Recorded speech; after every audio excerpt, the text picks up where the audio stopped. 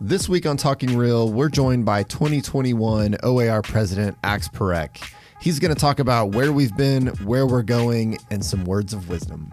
So join us for this insightful conversation into the mind of our president for 2021, Axay Parekh.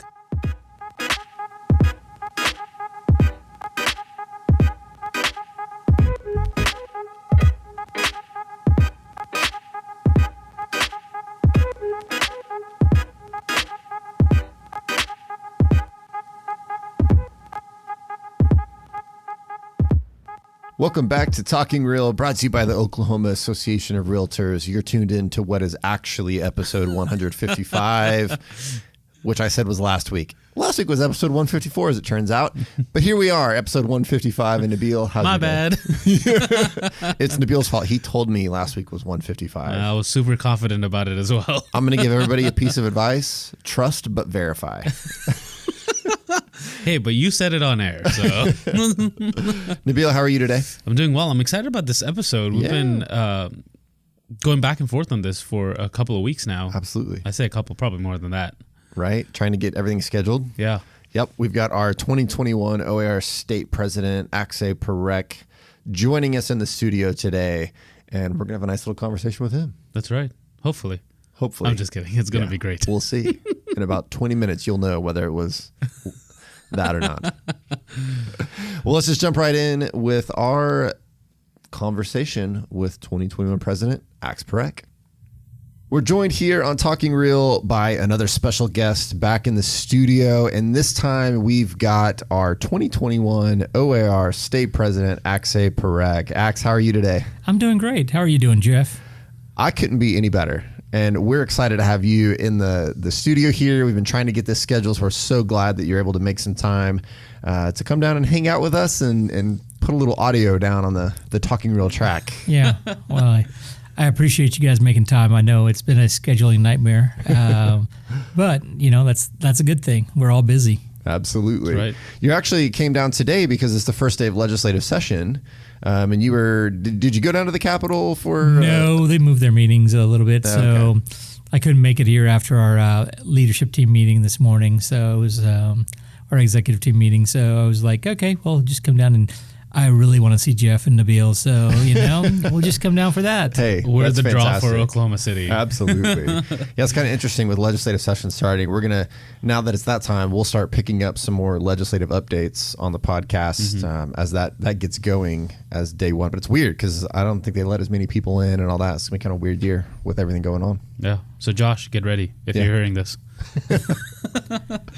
So, X, we want to first of all talk a little bit about you because we wanted you to come on. We always want our state president to come in and talk to everybody about what their vision is for an association and what we've got going on this year. But first of all, for those that maybe don't know much about you, tell us a little bit about your background, like how you got into real estate and where you're from. You know what? I originally got my license when I was 18 years old, right out of high school. Okay. First deal that I ever worked on or helped put together was a sale of my dad's motel, you know, and really got the real estate bug. And I was like, I'm going to go get my license. And I got my license. But back then, there was nowhere to go, you know, to start off as a young person getting in real estate. And so I'm so excited that there's so many opportunities for people to get involved in real estate nowadays, that this can be their first career. This could be their entire career. And so it's amazing to see so many young people get involved with real estate and that they don't wait till to be their second or, you know, third career in life. Right. Yeah. Yeah.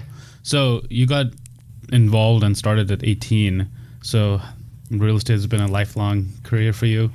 You know, I handled my family's real estate holdings and helped my dad out with the real estate stuff and, you know, did everything. I went off to college in Washington, D.C., ran a nonprofit on the Constitution. So, you know, really loved government and did all of that. Then I came back to Oklahoma and finished off college at OSU Tulsa and got a corporate job and loved it for about a minute. Yeah,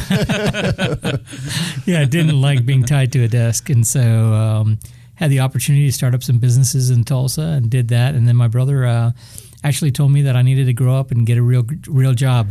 And I'd always loved real estate. So went back and reactivated my license back in 2000, end of 2006, 2007, and started off working with clients in 2007. Nice. Very good. Yeah, part-time. Quite the diverse background of different things that you've done. Oh, yeah. Well, I did it part-time because I owned 3 bars at the time when I got into real estate, and really didn't mesh very well. So I sold off the bars, and in 2010, because it was such a great year to be in real estate, I decided to go full into real estate, sell all my other businesses, and it's been a great ride. 2010, got involved with Association World in 2012, especially at GTAR, being on their data systems committee, and then the RPAC committee, got drawn into that, and then next thing you know, president of the Greater Tulsa Association of Realtors in 2017. Yeah. And then now you've gone up through the leadership ranks here at OAR, and now our 2021 president. That's right. Yeah, and it's a tremendous honor. I mean, the opportunity to work with such a diverse group of leaders that we have in the leadership team this year and the executive committee. I mean, we have people from small firms, large firms, from small towns to big towns, and I mean, from one-man shops to hundreds of agents, that they're managing. So it's such a great wealth of information and knowledge that we have on the team this year. Yeah, for sure. So last year, obviously 2020 was a year. It was a year. So just kind of looking back, sort of, okay, where we've come from in such an interesting time with how we're having to change how we do business at the association. What's something you think the association did that was like a big challenge that we had to overcome, that you thought was kind of an interesting way that we handled things moving forward? Well, I think it was amazing that our government affairs director and everybody at OAR was able to make sure that real estate was deemed an essential service in the state of Oklahoma. I have friends in Pennsylvania, New Mexico, places like that really had to stop working. They were at home for 2-3 months, and I don't know about anybody else, but stop working for 2-3 months. I don't know, what I would have done. So it's amazing that we had a great leadership team and good staff on, and that's why I encourage everybody to get involved and invest in RPAC. Being a former major investor council person, I can always say that we'll take your check up to $10,000, guys. So I mean, but we'll take your $20-$50 investments in RPAC, because that is something that protects our industry. Absolutely. Absolutely. I think it's a good point. That was a wild time. That was a wild time, for sure. That RPAC message was brought to you by Brad Reeser. Shout out to Brad. We've had him on the podcast a couple times, and he's not afraid to go out and do some fundraising. That's for sure. So as we move forward, obviously we're still having to maintain flexibility in kind of what we do here. Hopefully by the end of the year, maybe we'll be getting some more normalcy here. But as far as 2021 goes, and as president leading us through this, and so much is unknown, what are some of the challenges going forward that you think we're going to have to deal with, and what are we going to still be doing and having to be flexible on as we start now getting into 2021? I think we're going to have to really embrace technology as an association, as realtors out there. That technology, I've done more Zoom calls with clients and more electronic signatures, walking them through the contract. While just did it last Friday with a client all the way in West Virginia, walking them through a contract on Zoom while they were signing digitally. So I mean, we got to pivot. We can't drop the ball and say, oh, well, I'll just send them to them electronically and they'll figure it out. No, we've got to make sure that we're still doing our due diligence and working the business not like we normally would as if we were in person, even if it's FaceTiming and Google platform. It doesn't matter what you use, but just make sure your clients know that you're working in their best interest, and that just because we're not there holding in their hands literally, we are still holding their hands figuratively in the transaction. Yeah, that's a really good point. I mean, last year we saw a technology adoption rate that was crazy and unheard of. Even people that, usually prefer traditional methods and were like, maybe I won't do this, I'll just do it old school in person. They had to pivot and really adopt technology as well. Yeah. I mean, I think back just a year ago, right? So January 2020, literally my whole life up until that point, you could probably count on two hands the number of times I had to get on a video conference for some reason, right? And now it's a daily thing almost that people have been willing to do that, and it's now. In fact, now it's a question. Wait, we're meeting in person? Yeah, right. It's the other way around. And it's what is really good about this technology shift is that now more members from association from all parts of the states can be involved, because we are doing so many meetings via Zoom and through technology. So you don't have to, live in Oklahoma City to participate in their state association, or you can be anywhere. You can be in Altus, you could be in Afton, Oklahoma, or Lawton, or I can't think of an L town besides Lawton right now. But I was trying to be Ryan, but it's not working for me. So Muskogee or Miami, you can be anywhere, and you can be anywhere, and you can participate. So you can be sitting by your pool, while you're on a Zoom call, and enjoy your cup of coffee if that's what you drink by the pool. I mean, I'm not going to tell you what to drink by the pool. Yeah. Well, and we've shifted so much of our education now, right? So you've got people that can participate in GRI or like our broker in charge course we did. You've been on all those. I feel like because I've taught a couple of those. I feel like we've always got our mainstay. Axe is always getting the education classes and joining in.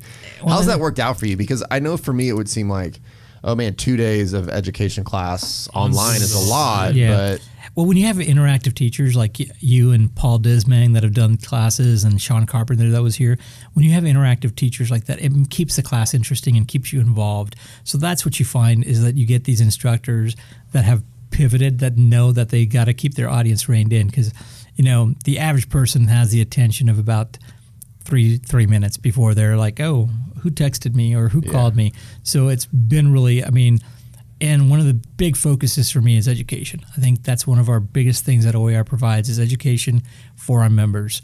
The GRI program, the various other programs that we have, fair housing.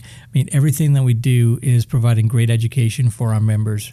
Advocacy, education, and professional standards. I think those are the three pillars of what I think OAR does for our members, and that is what makes our association so invaluable to all the members of the association. Yeah. For sure. I think you're being a little generous with the 3 minutes. I was thinking that same thing. I feel like it's a lot shorter than that. Okay. So, I've watched some things on TED Talk, and they're like, TED Talk is like 15 minutes, that's about it. Yeah.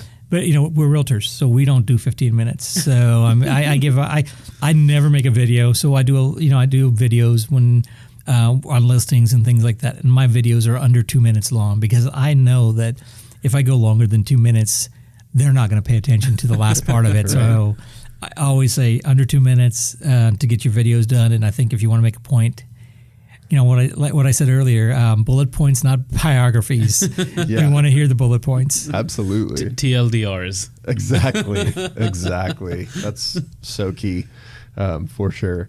Yeah, I appreciate what you're saying about the education, man. It's been such an interesting thing shifting that, because we did, before GRI, everything was in person. We didn't do online classes, and figuring out, when this all happened and we were starting to talk about, well, how do we do this in a way that's interesting? It was sort of a frenzied figuring out, how are we going to do this in a way that will make people still be willing to attend? Right. So, keep it a little more engaging than just engaging, a talking head, and, right? Having engaging, then you guys have those trivia questions that you compete. Not that I'm competitive by any means. Not at all. But not at all. But I've been in the top 3 in every one of the trivia competitions. Just saying. So, but like I have to say, you've done a great job keeping it engaging. On the topics that you've taught, we've had some great instructors. Nate Johnson from Missouri, Sean Carpenter from Ohio. So we've gotten some great people come in and teach his classes, and they're like productions. They're not, the Zoom calls where somebody's just sitting there at a desk and talking for 3 hours. It's just engaging, creative product that you've provided. Yeah. I would say shout out to Will and the whole team for kind of spearheading that engagement over video, right? Just multiple cameras, et cetera, et cetera. There you go. It's always fun. Yeah. Well, we're going to keep doing that, because we're still in the same situation. So we've got GRIs coming up that are going to be online, and conferences like Capital Conference, we're still having to shift online and those kinds of things. But maybe by the end of the year. To some extent, this is going to continue past that. I think you're going to see a lot more hybrid conferences where people are online and people are in person because, like people like me that love to be around and shaking hands and kissing babies, want to be with everybody. Then there are people that like, hey, I just want to be in my office, watch this while I have the 2-3 hours, downtime. And then you have, so I think you're going to see a lot of that. And I think this is a great time for people to learn more about the association world and about the different things we do, because you can do it from your home. You can watch Capital Conference from your house, a couple hours a day on March 29th and 30th, sort of plug there for Capital Conference coming up. And then the GRI classes, get involved and get your designation, because there's nothing that makes it better than when you go into a listing appointment or with buyer appointment, and then you've got your GRI designation behind your name when you're competing against somebody that doesn't have a designation. Yeah, for sure. I think those are great ways to get involved. So getting back to your presidency, you've probably been thinking about this. You knew this was happening. It was coming. And then 2020 happened. Did that make you change some of your ideas and priorities for a year as president? Or did that kind of reinforce some things that you were thinking about anyway? It made me reinforce the stuff. I've always been that the association is about the association members, and that no time is it more important that they realize that than today, that this association is working on your behalf, and that you are the face of real estate. We are here to kind of guide the association, but our members are our priorities, and so it's more important now than ever. And then education has always been an important topic to me. You said I've been in classes, and my brother used to yell at me when I first got into real estate because he was in mortgages, and he'd like, "What are you doing?" I said, "I'm in a class." And he goes, "Get out of class and go sell something." You gotta keep learning. You gotta keep learning. But if you don't learn in this business, you don't get it. You lose your edge, and that's one of the things I think. Education has always been a top priority for me. Focus on the association members. And then advocacy. Once again, I lived in D.C. I know what it takes to get legislation passed. And the good thing is that we have a great program in advocacy. And anytime anybody invests in our PAC, 70 cents on the dollar stays in the state. And the more members of their association invest, more money goes to work on local races like the county elections, the city council. Sign ordinances that a city council may want to pass, or Airbnb, stoppage or things like that city councils want. That's why you need to get involved, because it's not about just what happens in DC. It's about what happens locally. And so we need to get that more out to the association members and saying, you are the face of real estate. Everybody knows who the realtor is in the community. Everybody probably knows 3 or 4 realtors in their community, but you want to be the one that's top of mind. And so you got to stay focused on the local issues to be top of mind. Absolutely. For sure. Well, and as the industry changes, we obviously have a lot of organizations and companies and stuff out there that are disrupting in certain ways. And there's always going to be people who want to work with a person, but they want that person to be an expert. They want that person to be professional. They want that person to be knowledgeable. And, they're going to look to that realtor to be the expert in the field, and so getting that education is how you do that. So I think that's a valid. Why else would you get outside help, right? Absolutely. You need that expertise. Yeah. I want to switch gears a little bit. I want to put you on the spot and ask you to make some predictions about things going forward, because and it's okay if you're wrong, because I think everybody was wrong last year, right? We go back to this time last year, and there's a pandemic coming and all this, and what's going to happen? Oh my gosh, everything's going to go through the floor, everything's going to crash. But where do you think things are going? Because I'm concerned about, when eviction moratoriums run out, seeing a spike in evictions. I'm worried about when, the foreclosure moratoriums fall off, we're going to see a spike in foreclosures. And so I have those concerns. Maybe I'm being pessimistic, but I'm just kind of curious, what do you think about over the next year, 2 years? What do realtors need to be thinking about, at least in terms of that future? Well, they need to be concerned about all of that. There's a lack of inventory in the markets right now, and and our markets are fast. I mean, you put a house on the market and you're going to get 5 offers the next day if you price it right and it's a good looking house in good condition. You know, somebody once told me it's a beauty contest and a bidding war, and if you keep that in mind when you practice your real estate, you'll do well. I think we're going to see that we're going to continue to have a fast market where listings are going to be in short supply. I think there is going to be some effect of people being foreclosed on, but I don't think we're going to have the 2007, 2010 type of thing, because values have increased. So I don't, even if people are forced to sell, they still have some value in their real estate holdings. So you won't see as many, I don't think, short sales as we saw back then, or outright foreclosures. I think some people are going to have to sell, and it's unfortunate that positions change, lifestyles change, and they have to either downsize or have to get something bigger, because you're seeing more and more people are shifting to working from home, so they may want to live a little bit further out. I mean, so instead of being in Midtown Tulsa, people may want to move to Collinsville or Chelsea, or Sky took different places around the Tulsa market, or in Oklahoma City they may want to move to Shawnee or Choctaw or someplace like that, because it's going to be, you're only going to have to drive into town 2 days a week. So yeah, you'll do the 30-minute commute for 2 days a week to just get a bigger house in a more in a more affordable market. Yeah, that totally makes sense. Yeah, for sure. I think those are some good points. I like the point you made about the foreclosures, that there's some upside to what we're seeing as well that will hopefully protect some people as well.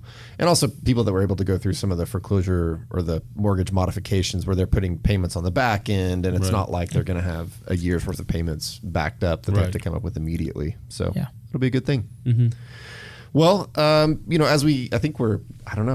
been at this, time flies, so, but I think we're hitting our time. But I want to also get your take of, as I raise all these negative things, what's some other, I want you to leave all of our listeners with some words of encouragement for 2021 as president of the state association, something positive or something to look forward to from your perspective. You know what? I think as long as we remain the consummate professionals and are there as a resource for our clients, I've always said, don't look at it as a transaction, look at it as a relationship. And as long as you look at relationships and you work those relationships, I think we are going to be strong and viable and a really, strong force in the economic engine of Oklahoma. So, one of my favorite prayers is St. Francis of Assisi. It is in giving that you receive.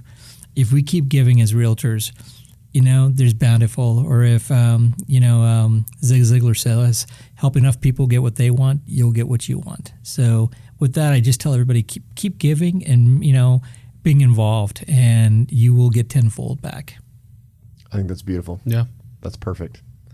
Well, Ax, thank you so much for coming and joining us, giving us some time. We always love to have special guests in. We were excited to get you in this year. As we're now moving into February, and 2021 is just going to keep right on rolling. So I appreciate those final words for everybody. Right. Get out and make a difference, people. There you go. Perfect. Well, it's always great to have another guest back in the studio, and so thankful that Ax came down and gave us some time and recorded another episode of Talking Real with us. Yeah, it was great having him in the studio. And he mentioned a couple things that I kind of want to call out again. One, he mentioned Capital Conference, which is going to be a virtual conference this year. If you want more information on that conference and how you register to attend, it's free. So register to attend. Yeah. It's at OKRealtors.com/Capital Conference. Yep. Go check that out. We've got that lineup coming up in your way to register. So please join us for that. That's right. And the other thing you mentioned was GRI. Yes. He's a big proponent of education, and like you mentioned, he's on pretty much everything that we have. Right. He's a staple attendee. Yes. Which is awesome. So if you want to check out the next few GRI classes coming up, go to OKRealtors.com and you can find all that information. So you can put it on your calendar and register when those dates open up. Yes, it's a great program. Go through the modules and get that GRI designation. It will absolutely help your career. Yeah. So now's a good time to start that. And then we were talking about how, everything is virtual and technology. We're big proponents of that. But something that it does is it saves you all that travel time. Yeah. So, like if you are in kind of like the edge of Oklahoma and you're like, man, I don't know if I can, I have those 4 hours to drive back and forth. No, you don't have to. Absolutely. Which is great. So take advantage of that convenience. And again, we keep those online courses engaging as we can. And I think that you'll still find them to be just as good as in person. That's so check right. it out. Yep. And thanks again for joining us on another episode of Talking Real. We're going to keep bringing you the hits every single week. So join us back here next Tuesday for another wonderful episode of Talking Real. That's right. And if you haven't done so yet, hit that subscribe button so you'll know when the next episode is out. And leave us a rating, write us a review. We love hearing from you. And as always, if you have any questions, email them to podcast@OKRealtors.com. And until next time, we'll see you next Tuesday on Talking Real.